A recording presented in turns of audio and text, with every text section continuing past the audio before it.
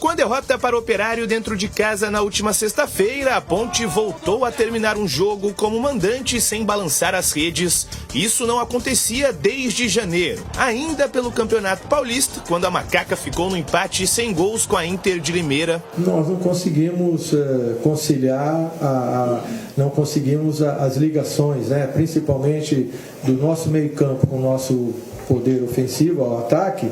Nós não conseguimos criar jogadas, né? Nós estávamos pouco criativos hoje, como em outras oportunidades nós fizemos aqui, hoje nós não conseguimos fazer. E além disso, essa derrota também liga um alerta no time comandado por Nelsinho Batista. Já são 4 jogos sem vencer, e mesmo disputando partidas em casa, onde a Alvinegra vinha ganhando forças, a última vitória da Ponte na competição foi contra o Avaí. Na 13ª colocação, a Macaca se distanciou mais uma vez do G4 e voltou a se aproximar da zona de rebaixamento. A distância para o grupo de acesso à elite do futebol brasileiro agora é de 11 pontos, e somente 6 pontos separam a Ponte do Z4. Esta má fase da equipe também está atrelada à cerca de gols de um protagonista desse elenco. O centroavante Gé não marca desde a vitória sobre o Avaí, há 23 dias. Participando diretamente de mais de 26% dos gols do time no campeonato, o camisa 9 tem a grande responsabilidade de guiar o ataque pontepretano. O atleta de 24 anos agora vai em busca do primeiro gol no segundo turno, para quebrar a má fase individual e coletiva, além de voltar a brigar pelo título de artilheiro da competição. E para se reencontrar com a vitória, a Ponte sabe que terá a difícil missão de enfrentar o Santos na Vila Belmiro. Mas o que pode trazer dificuldade para a equipe neste duelo marcado para sexta-feira, às 9h30 da noite, é o retrospecto da Alvinegra Campineira fora de casa. São 5 empates e 7 derrotas em 12 jogos disputados distante do Moisés Lucarelli. Olha, o Gé parece que teve uma recaída, né? Voltou a ser aquele Gé nervosão. Batista. Olha, tem que ver o que é que está acontecendo com o rapaz. Não é o que está acontecendo com o Gé, é o que está acontecendo com a Ponte. Claro que o cara fica irritado, só recebe tijolo lá na frente, o time parou de jogar, Batista. Essa é a verdade, e ele é a consequência do que o time não está rendendo dentro do campo. Meio campo não joga, as laterais não apoiam, é só bola quebrada para ele lá. É bola do zagueiro pro Gé. Normalmente fica lá brigando só. Eu estou defendendo o Gé. É o que eu estou assistindo. A Ponte parou de jogar. E eu falei isso com o Gleger agora na nossa área. Sabe o que me deixa extremamente preocupado? A derrota. Eu não estou aqui criticando o Operário, pelo amor de Deus. Teve a competência e mereceu ganhar o jogo. Só que todo mundo sabia do modus operandi do Operário, que é um time que marca pra caramba e joga por uma bola no contra-ataque. E a Ponte não teve, e foi o jogo inteiro o mesmo expediente. Não teve a sabedoria, o seu treinador não teve a medida certa do remédio para poder utilizar para o time sair dessa marcação. A Ponte se mostrou na partida contra o Operário, além de cansada, sem intensidade, um time extremamente previsível. Você não pode, depois de todo esse tempo aqui que o Nelsinho está em Campinas, ter uma maneira só de jogar. E olha, com o analista de desempenho hoje, os caras entregam o relatório inteiro do adversário. E ele tem um time, apesar de limitado, com possibilidade de jogar de 2 a 3 maneiras diferentes. E o time não jogou. Ele demorou para mexer e o time também estava preguiçoso. Não é só o Nelsinho. Foi uma situação completa, efetiva, de letargia mental, de estratégia e de atitude. Isso me chamou a atenção. Agora, Gleger, eu acho que o Gé não é o único responsável. Não. Ele não está jogando bem? Não. Mas o restante também não. Esse último jogo da Ponte aí, Batista, a impressão que a gente tem é que, sabe aquele dia que você não acorda legal? É que você começa a fazer alguma coisa, já tem que voltar para a cama, porque nada que você faz dá certo. E foi esse dia aí, a Ponte jogando em casa, tá? Eu tô analisando o jogo da Ponte em casa, porque aquele jogo do Amazonas também ela teve problema. Então eu tô analisando em casa, porque em casa ela é muito forte.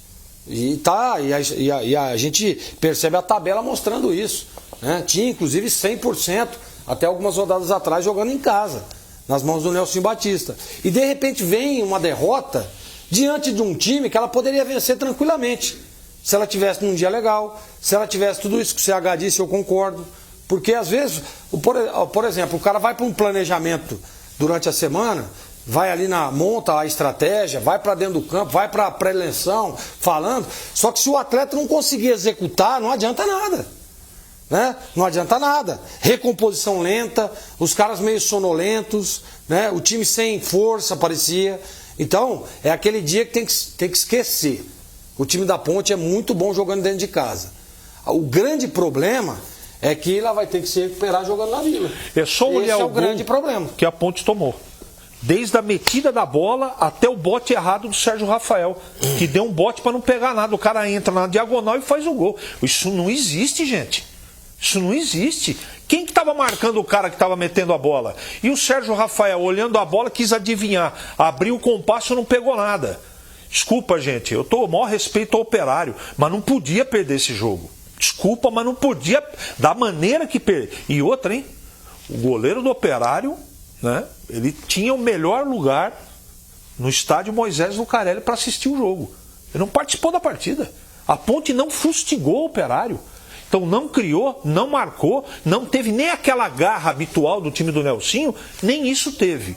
É o cansaço? A viagem de Manaus explica tudo? De repente até explica. Eu não tenho um mapeamento aqui de parte fisiológica, mas o time jogou muito mal. Assustou. De verdade assustou. Se tinha, né, esse problema da viagem, e é compreensível que realmente tenha uma viagem extremamente desgastante. Então o Nelsinho, acredito eu, deveria ter usado outros jogadores. Por exemplo, Dodô.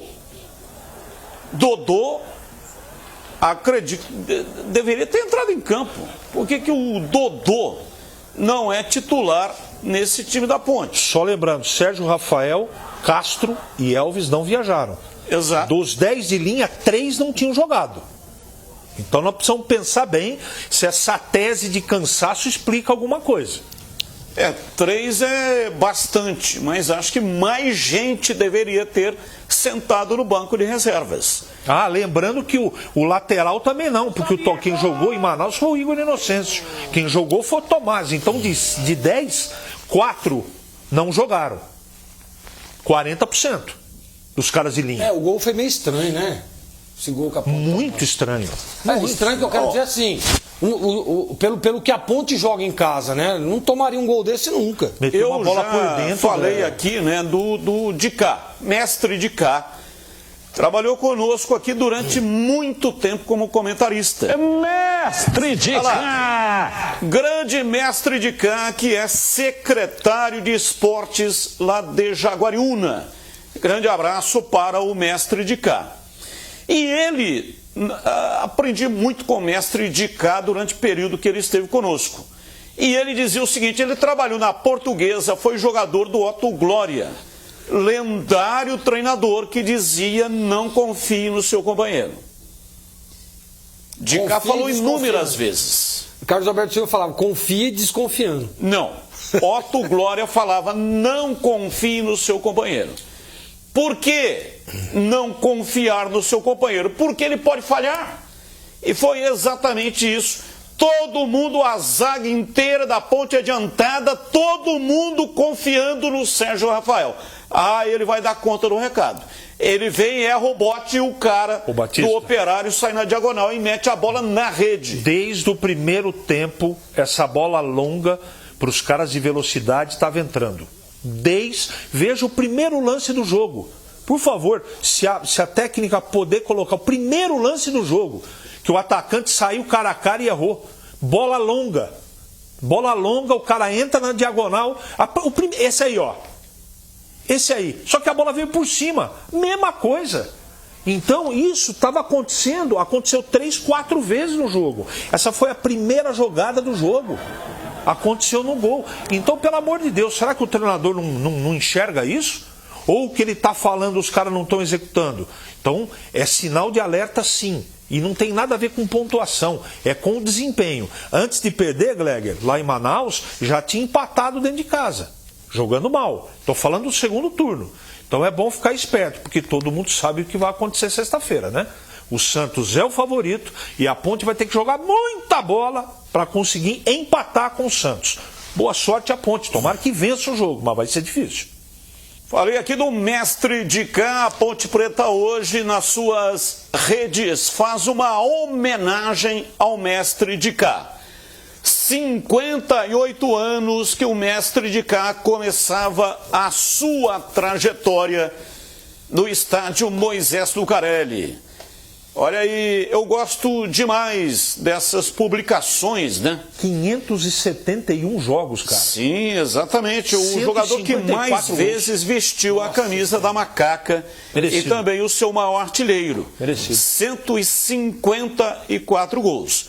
Então eu gosto muito dos times que fazem esse tipo de publicação, porque, olha, o brasileiro não tem memória, cara. É um negócio impressionante, né? Não tem memória, o tempo vai passando, o pessoal vai esquecendo, não lembra mais de coisa alguma. Então esse tipo de publicação, vários times fazem isso, e a Ponte está fazendo isso com o de cá. Olha aí o de cá novinho, de cá começando a trajetória, e essa camisa, a camisa riscada, é o terceiro uniforme da Ponte, que usou aí, acho que em 2 jogos, né? Ou um jogo, enfim, teve um jogo que a Ponte usou esse uniforme riscado. Então acho muito legal porque resgata a história, traz para o presente, especialmente para os mais jovens, a história do jogador. Nas redes sociais tem uma pesquisa que foi feita com as redes sociais do Pelé. 30% dos seguidores do Pelé são de jovens que não viram o Pelé jogar. Então 30% é muita coisa de quem não viu o Pelé jogar. Então parabéns à Ponte em ter resgatado, traz de volta a história do de cá. Vamos lá, Gleger, sua expectativa, Ponte Santos, sexta-feira, 21h30. Ô Batista, o favoritismo é do time da Vila, né? Apesar de não estar jogando um bom futebol, o Santos está, acho que é a terceira partida sem vencer, né? Perdeu a invencibilidade lá de 11 jogos, né? Numa partida, jogando na Vila, inclusive contra o Avaí. Jogou muito mal contra o Amazonas, jogando na Vila. Então é a hora da Ponte tentar lá, não venceu fora de casa ainda, né? Por que não agora? Pegando essa instabilidade do time de Santos. Eu acho, né? Claro, não dá para tirar o favoritismo do Santos Futebol Clube, porque tecnicamente, na minha opinião, ele tem um time melhor, mas não vive um bom momento. E a Ponte pode sim tentar se recuperar. Também não vive um bom momento, tá? Também não vive um bom momento. Jogando fora de casa também. Agora, dá para tentar chegar lá e surpreender. O Santos, ele apesar de toda a pressão, de tudo que é imposto dentro da Vila Belmiro, tem favorecido o time adversário. E por que não? Chegar lá e conquistar a primeira vitória. Mas vai ser uma parada dura. Tenho a impressão, não é informação, que o Nelsinho vai mexer nominalmente no time. É um palpite só, eu acho. Não sei se vai tirar o Everton Brito, se mexe na frente, se muda laterais. O Igor Inocêncio volta. O Renato tomou o 3º amarelo, não joga. E eu tenho a impressão, porque não tem jeito, Batista, você precisa mexer o doce. Do jeito que está jogando. O Brito não justifica a titularidade, pô. Principalmente. Mas ele estava jogando bem, Batista. Aí vem aquele negócio, o cara estava jogando bem, não estava? Tá. Ele teve os 2 últimos jogos, ele jogou mal? Foi, né? Sim. Amazonas e esse último aí. Todos estão jogando mal nesse ponto. Não, então, exatamente. Primeiro que todos estão jogando mal. E segundo, pô, o cara tava jogando bem, pô. Nós estávamos elogiando ele aqui há 3, 4 rodadas atrás. Aí o treinador vai tirar o cara. Mas é por causa que tem que mexer, pô. Não, sim. Olha, se você tem um jogador que pode estar melhor do que aquele que está jogando, que está passando por uma má fase, e aí insistir com o jogador para ver se passa a má fase, não é inteligente. Porque senão não adianta você ter banco de reserva. Eu acho que é mais pelo Dodô, da bola que ele joga, que a gente toda hora toca no assunto, do que propriamente que o Everton Brito esteja em má fase. Se ele está em má fase, o Gé também está, o Cássio também está, o Emerson Santos também está, o Sérgio Rafael também está. Mas é assim, ó, dá a impressão que o Nelsinho, ele tem o Dodô como reserva do Elvis, correto? Correto. Quando o Elvis não tem condição de jogar, entra o Dodô. Quando o Elvis está cansado no segundo tempo, tira o Elvis, coloca o Dodô. Não dá para os dois jogarem juntos? Já jogaram. É o caso que acontece aí com o Gé e o Gabriel Novaes. Eu gosto dos Colocou os dois para jogar juntos. Eu gosto de Elvis e Dodô juntos. Eu gosto.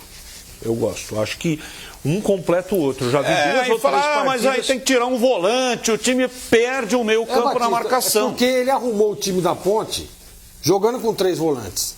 Ele deu uma arrumada no time jogando. E quando jogou Dodô e o Elvis, ele tirou um dos atacantes, ele não tirou os caras aqui. Também é verdade. Ele tirou um dos atacantes e colocou o Dodô. Você lembra disso ou não?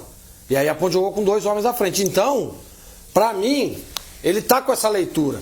Se a Ponte precisa, por exemplo, na vaga do menino aí, do Everton Brito, se ele tiver que tirar, ele vai colocar quem? Pra mim, ele coloca o Ramon Carvalho. Eu também acho que coloca. Ele não vai colocar o Dodô. E tem uma outra coisa que tem que discutir. Não é? Na frente, Matheus Regis também está em fase ruim. Tá. Iago Dias também em fase ruim. O Gabriel está pronto para jogar sexta? Não está. Quem que vai colocar ali? Então, existem várias situações que ninguém tem certeza. Ó, coloca que resolve. Eu começaria o jogo, eu mexeria. Eu acho que o Ramon Carvalho é o cara certo para jogar na posição do Everton Brito. E nenhuma campanha contra ele, viu? O que o Gleger falou, Batista, é verdade. Quando o time estava desempenhando razoavelmente bem, ele também estava bem. Ele caiu de produção, é verdade, mas outros também caíram de produção.